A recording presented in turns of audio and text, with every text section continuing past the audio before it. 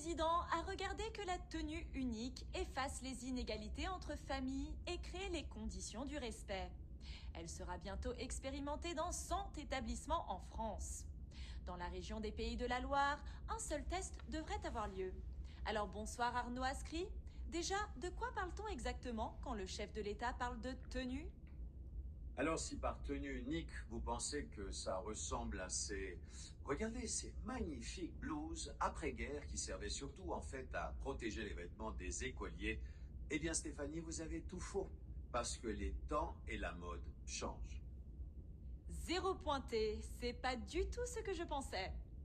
N'empêche que cette tenue unique, alors clairement, à quoi elle pourrait ressembler ? Le ministre de l'Éducation nationale a donné ces quelques détails aux élus locaux concernés. 5 polos, 2 pulls, 2 pantalons, plus une tenue de rechange par an. Uniforme qui sera identique, mais il sera possible de le personnaliser grâce par exemple à un écusson. Coût total de ce kit, 200 € financé par l'État et les collectivités. Les parents n'auront rien à payer.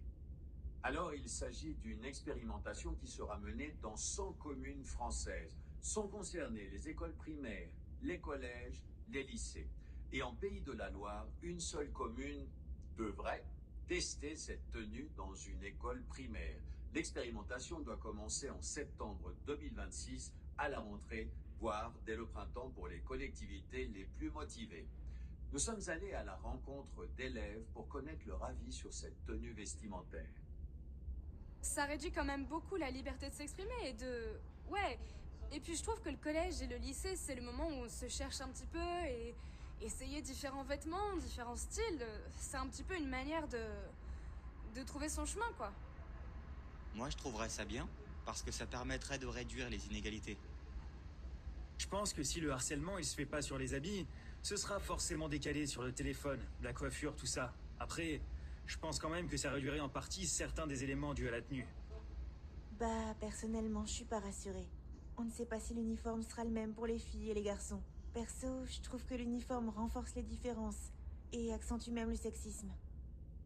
Alors, selon le gouvernement, il s'agit de renforcer la cohésion entre élèves et améliorer le climat en classe. Autre objectif, créer une atmosphère d'égalité et enfin, lutter contre le prosélytisme. En 2018, un maire avait testé la tenue dans 6 de ses écoles avant d'abandonner 3 ans plus tard. Pourrait-on également voir des sanctions en cas de tenue non respectée ? Affaire à suivre. Merci Arnaud.